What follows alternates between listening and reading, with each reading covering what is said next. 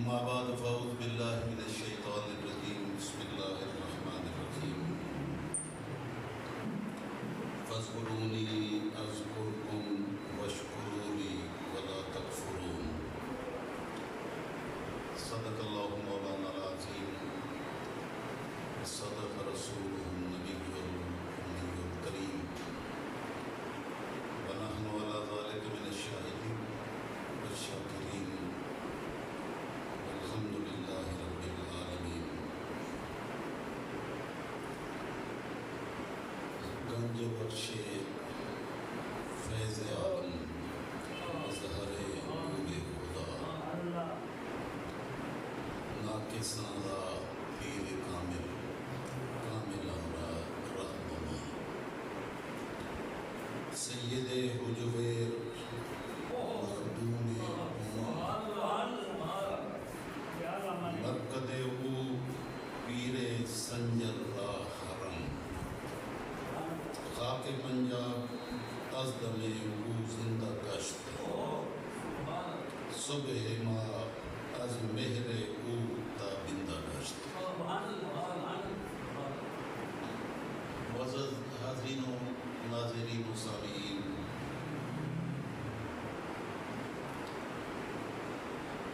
آج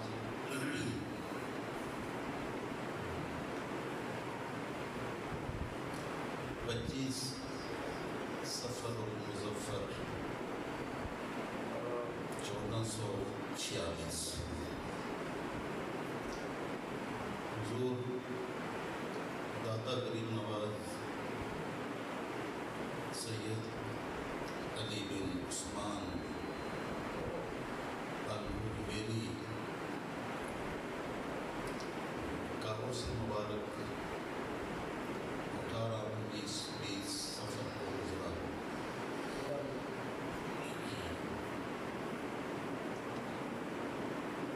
میں نے اپنی حاضری آپ کی کے ذکر خیر سے آپ کی بارگاہ میں اور اللہ اس کے رسول صلی اللہ علیہ وسلم کی بارگاہ میں آپ کے وسیلہ دے کر لگوانی تھی، تو میں نے آج کی اس گفتگو کے لیے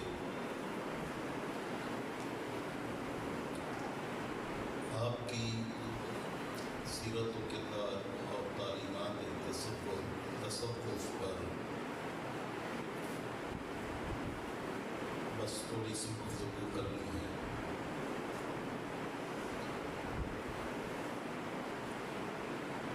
میں نے چند اشعار آپ کی ذات سلوکہ صفات کے حوالے سے آپ کے سامنے پڑھے۔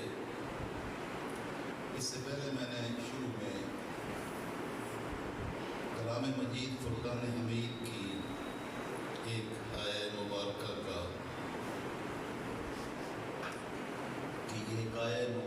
تلاوت کی۔ اللہ رب العزت نے ارشاد فرمایا، ایک ضابطہ دیا،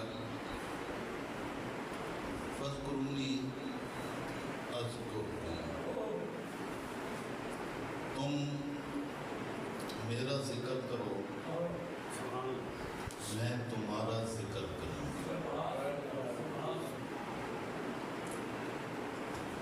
تم مجھے یاد کرو میں تمہیں یاد کروں۔ حدیث قدسی اللہ رب العزت نے ارشاد فرمایا، انا عند ظن عبدی بی،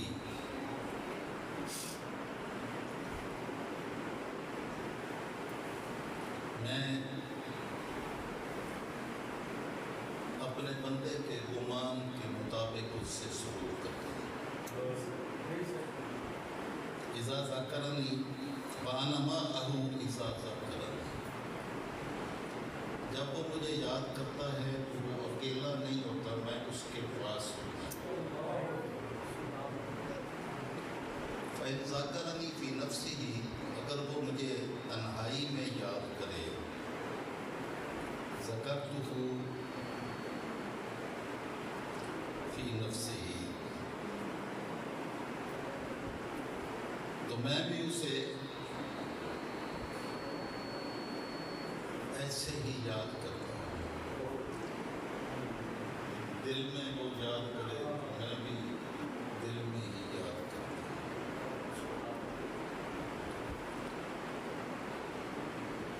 فَإِن ذَكَرَنِي فِي مَلَئٍ، اور اگر وہ مجھے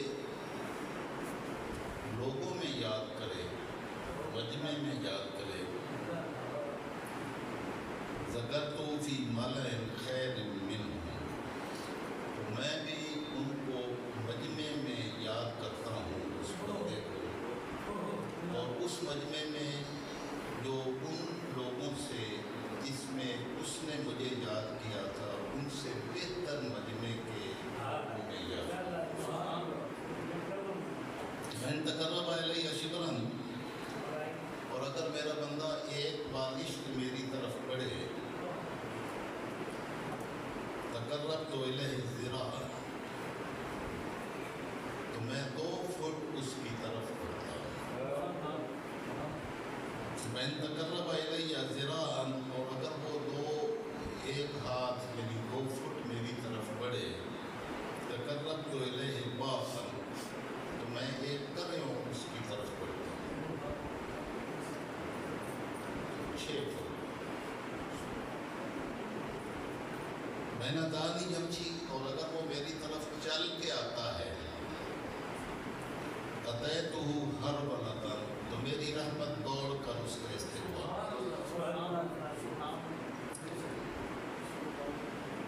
مبارک ہو آپ کو کہ آپ اس مالک الملک کے مانگنے والے ہیں جو اپنے بندوں پر اتنا کریم ہے۔ یہ میں نے اس لیے آپ کو سمجھانے کی کوشش کی کہ جن کا تذکرہ ہم ابھی کرنے والے ہیں یا کر رہے ہیں، اس ہستی کی ولادت 400 ہجری میں ہوئی،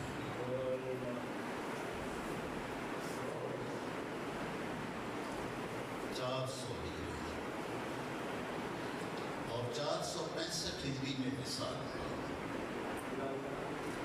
اور ان کے وصال کو 981 سال ہو گئے، 981 سال۔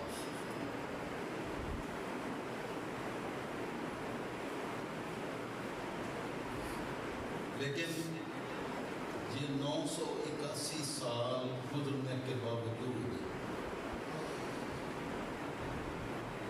لاہور پر اور پاکستان میں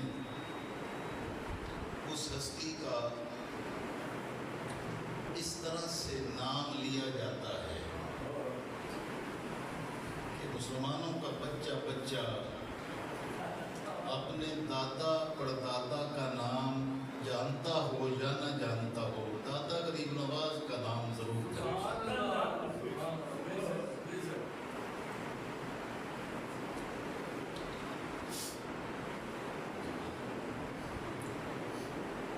آپ کا سلسلہ نسب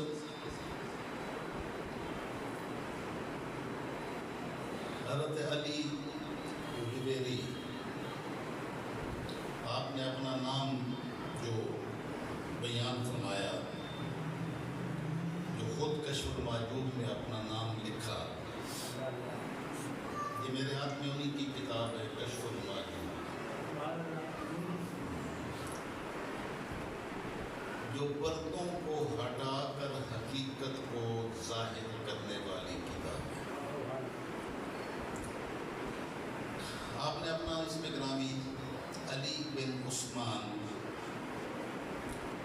بن علی الجلابی الغزنوی ثم الجویری یہ لکھا، اپنی 3 نسبتوں کو بیان کیا کہ میں جلابی بھی ہوں، میں غزنوی بھی ہوں، اور میں اجویری بھی ہوں۔ غزنی میں دو محلے تھے، ایک جلاب تھا اور ایک جبیر تھا۔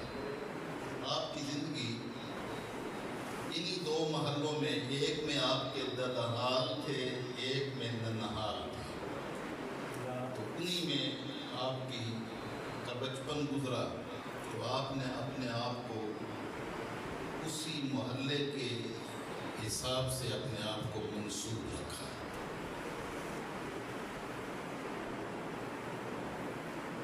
400 ہجری میں آپ کی ولادت باسعادت ہوئی اور 465 ہجری میں آپ کا وصال ہوا،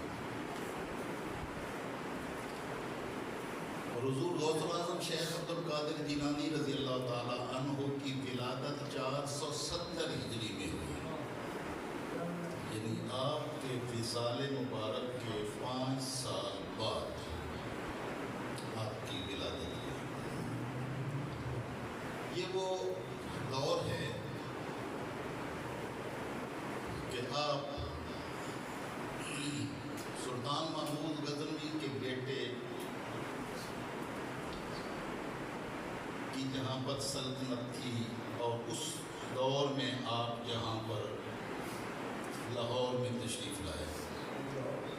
زیادہ تفصیل میں نہیں جاتا، بس صرف یہ بتانا چاہتا ہوں کہ جہاں بھی اللہ کے بندے جاتے ہیں تو نفس و شیطان کے پجاری ہمیشہ مخالف رہتے ہیں، اور حق و باطل کی یہ کشمکش ہمیشہ جاری رہتی ہے، اور دین کو زندہ انہی لوگوں نے رکھا ہے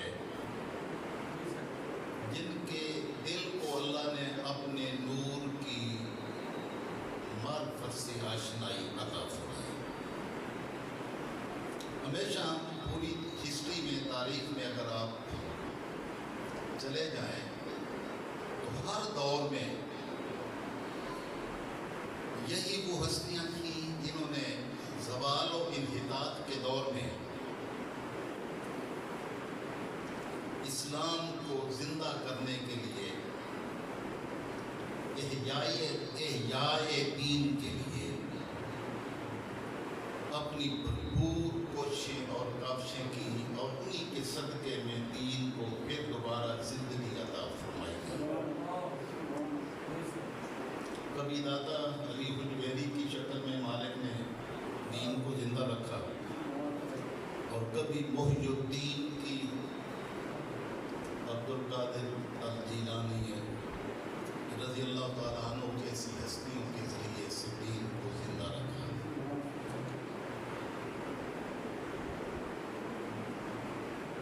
یہ تصوف ہمارے دین کا حصہ بلکہ مغز ہے۔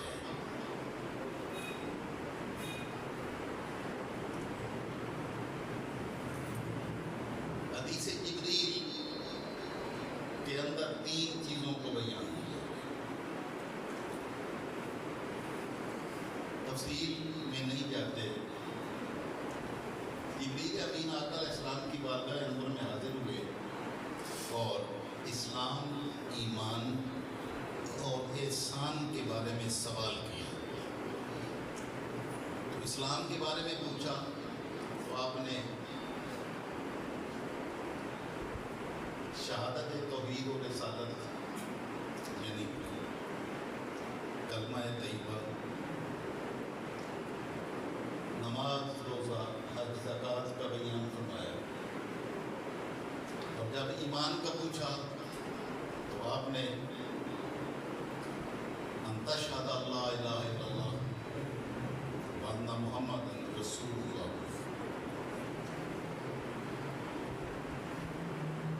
ان تؤمن باللہ و ملائکتہ و کتبہ و رسلہ، کہ تو اللہ پر ایمان لائے، اللہ کے رسولوں پر ایمان لائے، تمام ملائکہ پر ایمان لائے، تمام کتب وحی جن کے ذریعے سے عطا کی گئی اس پر ایمان لائے۔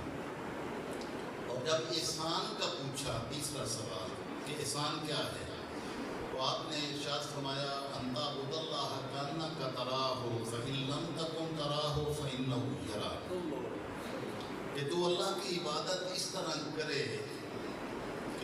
اللہ کے انوار و تجلیات کا اپنی آنکھوں سے مشاہدہ کر رہا ہے، اس کو احسان کہتے ہیں۔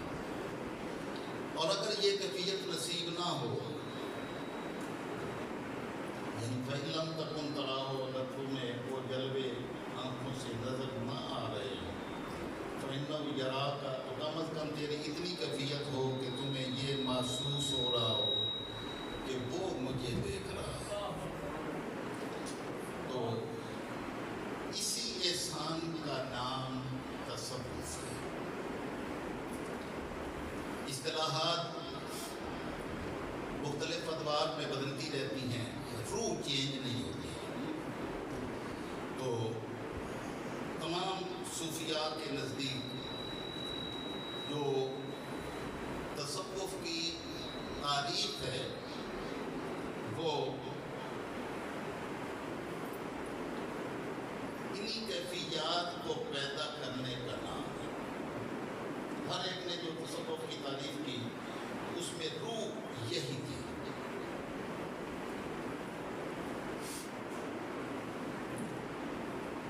حضرت ابو حفص حداد نیشاپوری، ان کا ارشاد ہے التصوف کلہ آداب، تصوف آداب کا نام ہے۔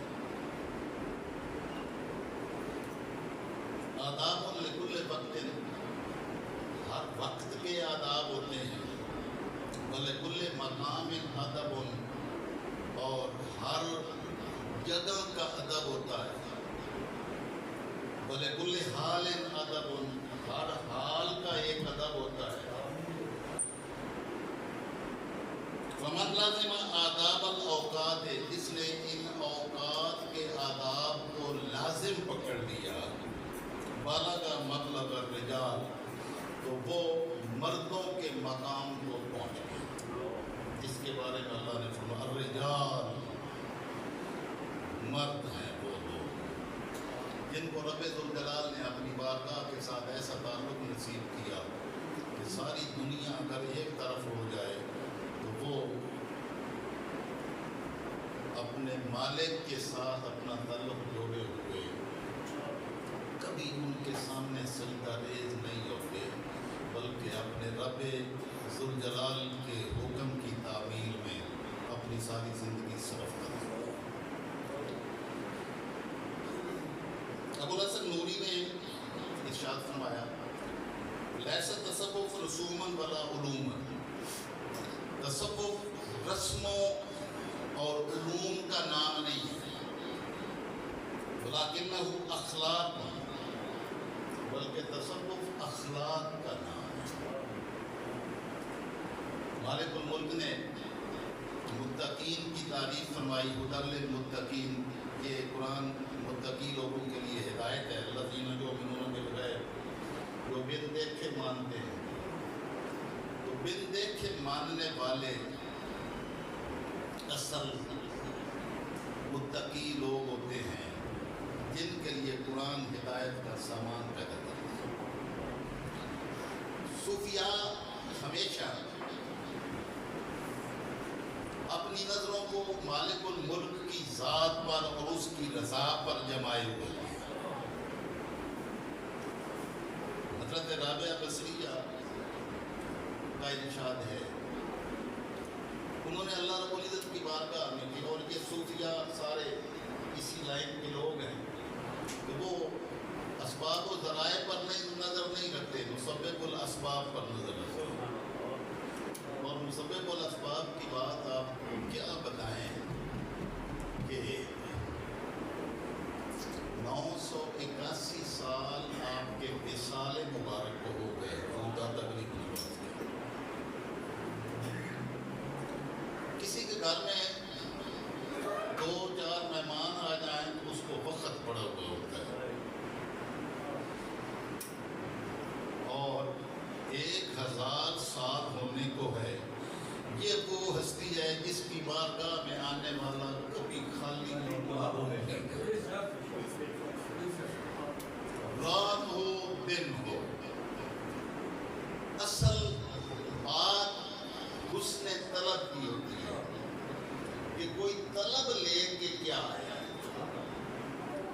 جو بھی طلب صادق لے کے آیا اس کو آپ نے کبھی معلوم نہیں کیا۔ میں منبر پر بیٹھا ہوں، میں دادا حضور غریب نواز کی بارگاہ میں حاضر ہوا۔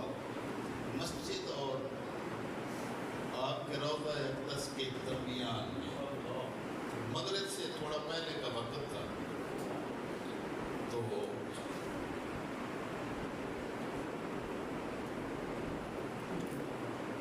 دھوپ نہیں تھی،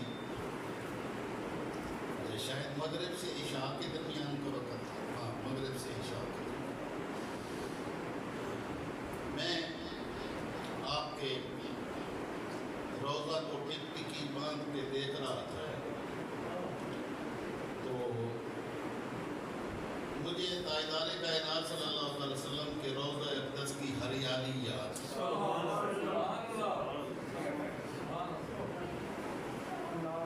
تو آپ نے وہ توجہ فرمائی کہ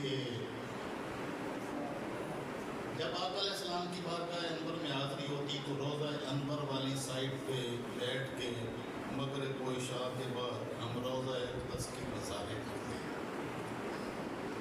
تاجدار کائنات صلی اللہ علیہ وسلم کے روضہ انور کے سامنے بیٹھ کر جو کیف نصیب ہوتا، داتا غریب نواز کی چوکھٹ پہ بیٹھ کر آپ کی توجہ سے مجھے یوں محسوس ہوا کہ میں آقا علیہ السلام کے قدمین شریفین اور جو کیف وہاں نصیب ہوتا تھا، داتا غریب نواز نے یہاں بٹھا کر وہاں پہنچا دیا۔ تو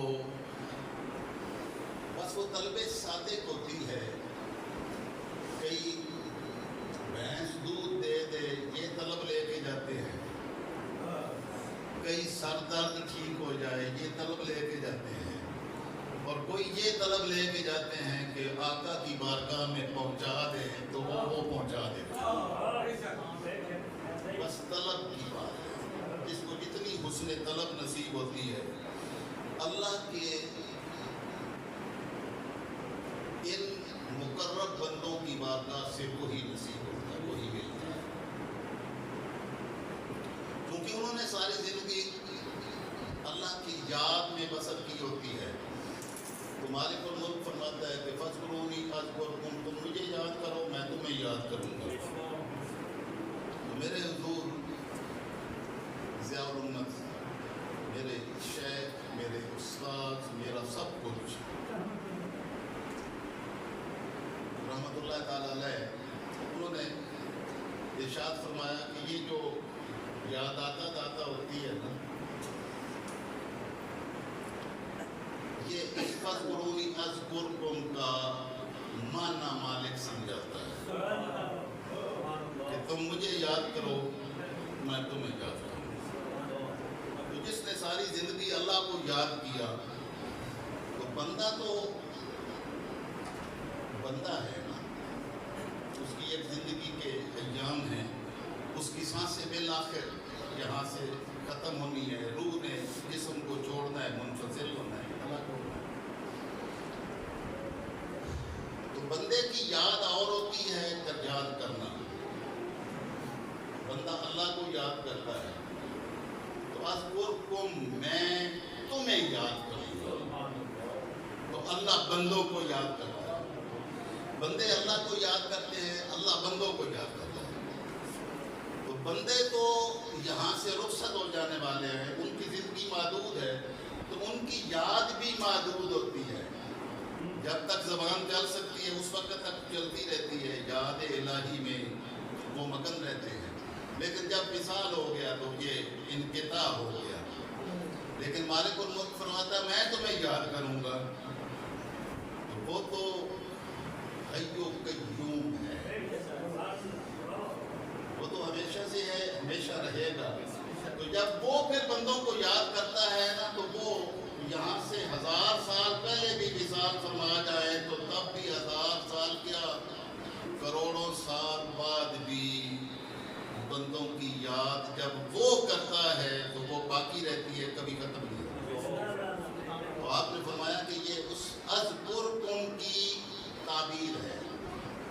مالک نے فرمایا تھا تم مجھے یاد کرو میں تمہیں یاد کروں گا، تو کہاں کہیں یا فرید کی ندا آ رہی ہوتی، کہیں داتا غریب نواز کی، کہیں خواجہ غریب نواز کی. یہ اللہ کی اس آیت کا مصداق مالک الملک نے